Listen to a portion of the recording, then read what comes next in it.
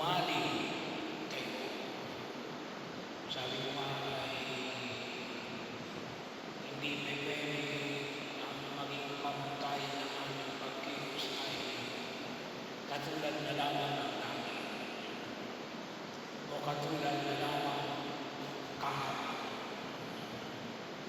Bahagi ko na tayo na natin na dumali sa ating pagbubuo sa kalamanan ng ating Panginoon Jesus Cristo. Sa kanya-kanyang okasyon na pinili ay pumasok sa buhay ko sa walang layo. Bahagi ko na tayo kanimigang pinapamalig ni Jose Maria Yari na sa pang-araw-araw ng pamumuhay. Hindi kinakailang extraordinaryong pagkilos. Pero sabi nga ay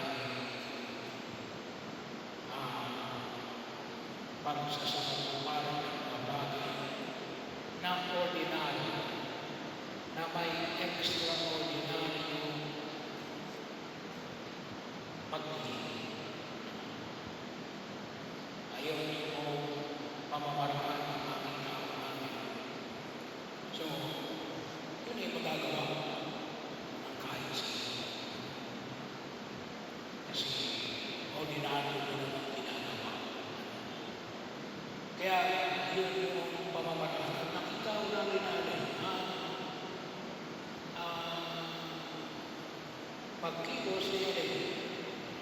Masabi namin na sabi nga namin, pagmulat natin ng ating mga mata kinabukasan ay mayanda natin umanin sa sarili natin na sa simula pa lamang ng araw na mayroon tayong pagkaunawa na gagawin natin ng mas mahigit ang araw na ito kaysa kahapon. Hindi lamang sa tagal may bagong oportunidad na tayo nagpapasalamat sa bawat oportunidad na ipinagkakaroon sa atin. Kasi buhay pa tayo, umikilos pa tayo. Pero yun ang huwag natin kalimutan. Pumalakot kayo. Hindi nagpuntusin ang panyayan ng ito ng simbahan. Dukukin ako.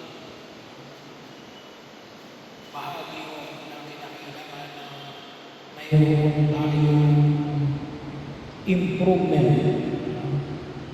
Nakikita ka ng iba o hindi? Ang mahalaga yun na doon yung kalinangan na gusto natin ng mas maayos na pagkilos. Pangalawa,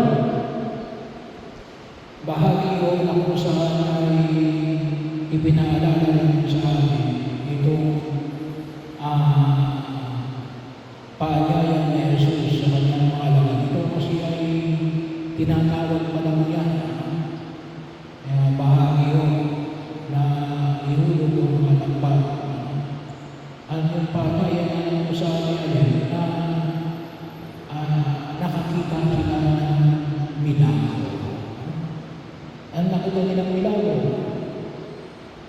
nakahuli sila ng maraming isda. Kasi milagro, bakit milagro? Kasi magdamag na sila ng huli ng isda. Madilim. Panoon. Kung tutusin, mas marami kang mahuli kapag mas madilim. Tsaka lang maglalagay ng iwanan kung papasok yung mga isda. Ito, umaga na. Umaga na. Kaya yung sabi nga ni Simon, Guro, magdamag kami nagpagod at wala kaming nahuli. Ngunit, kaya kapag makita namin ang iwala, ngunit, dahil sinabi ninyo, iuulog ko ang mga lagpat. Dahil sa sinabi ninyo, bahagi. Kaya pagkakataon din na makikita natin. Yun din yung sa komunyon, sabi nga natin, ngunit sa isang salita ka lamang ay kakalit na pagtitiwala sa Diyos. Yung din yung ibanghelyo natin ngayon sa araw na ito. Biyernes ng ika-12 ng karaniwang panahon.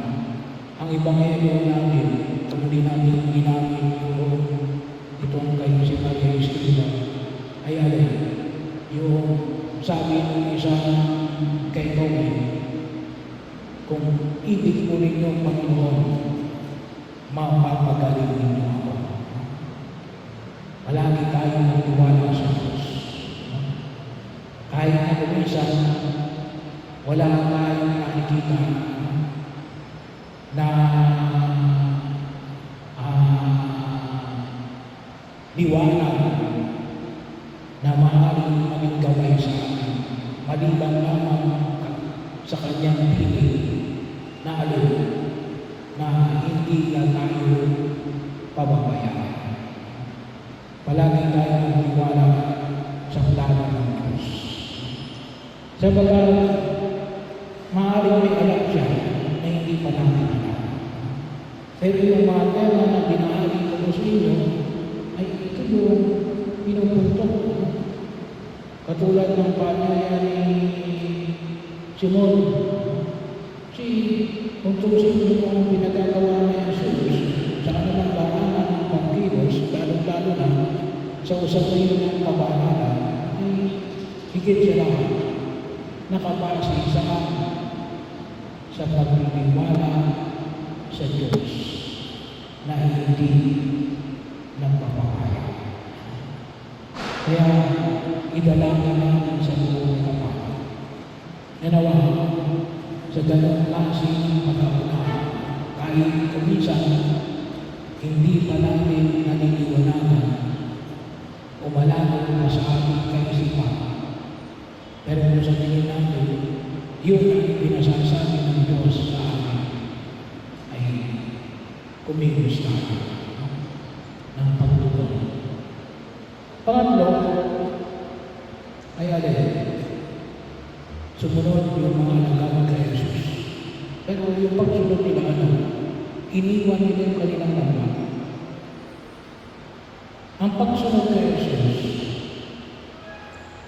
hindi pwedeng wala kang iiwan. Meron kang iiwan.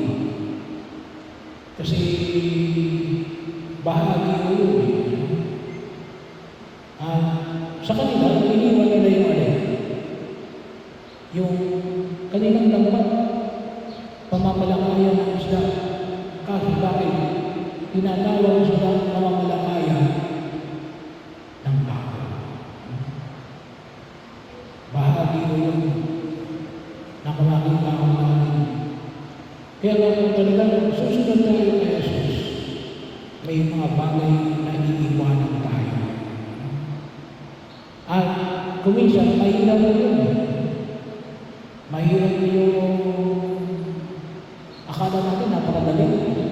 Kasi yun ang buhay nila, paninusla. Ay ngayon may tinatawag sila ni Jesus natin, mamamalakaya ng tao. Napakahirap ang transition na yun. Pero sa mga, bakit nila nagagawa yun? Ay gawa na pangalawang bagay na binigyan natin. Pagkatiwala sa Diyos na ito yung nais niyang ipagawa sa atin.